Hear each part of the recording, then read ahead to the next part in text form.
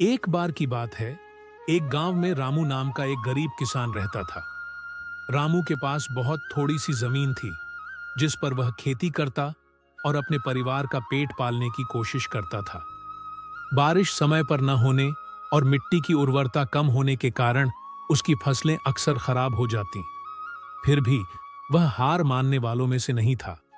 वह हर बार नई उम्मीद और जोश के साथ खेती करता, क्योंकि उसे अपने मेहनत पर विश्वास था। रामू के पास अपनी खेती के अलावा कुछ भी नहीं था, न कोई संपत्ति, न ही ज्यादा पैसे। गांव के बड़े लोग उसे अक्सर तिरस्कार की नजर से देखते थे। रामू हमेशा ईमानदारी और मेहनत को धर्म मानता। पर में एक भीषण अकाल पड़ा। कई किसान अपनी जमीन बेचने पर मजबूर हो गए।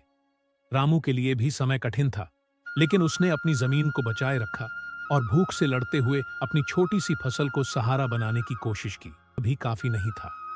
उसकी पत्नी और बच्चे भूखे रहने लगे और सोचा कि अब क्या किया जाए। एक दिन रामू को एक पुराने संत मिले, जो गांव में घूमते रहते थे।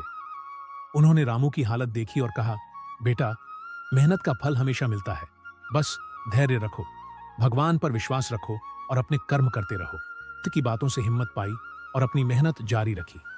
कुछ समय बाद बारिश सही समय पर हुई और उसकी फसल लहलहाने लगी। उसकी मेहनत रंग लाई और इस बार फसल इतनी अच्छी हुई कि उसने न केवल अपने परिवार का पेट भरा, बल्कि थोड़ा पैसा भी बचाया।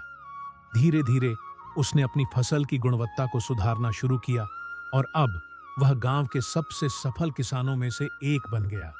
लेकिन रामू की खासियत यह थी कि जब उसके पास बहुत कम था, तब भी वह अपने से कमजोरों की मदद करता था। और जब वह सफल हो गया, तो उसने गांव के दूसरे किसानों की भी मदद की, ताकि कोई और किसान भूख से न मरे। उसने गांव में एक छोटी सी समिति बनाई, जहां किसान एक दूसरे को उधार बीज और खाद देते और संकट के समय एक दूसरे का साथ देते। इस तरह रामू न केवल अपनी जिंदगी बदली, बल्कि अपने गांव का भविष्य भी सुधार दिया। उसकी मेहनत, धैर्य और दयालुता के कारण वह पूरे गांव में एक मिसाल बन गया।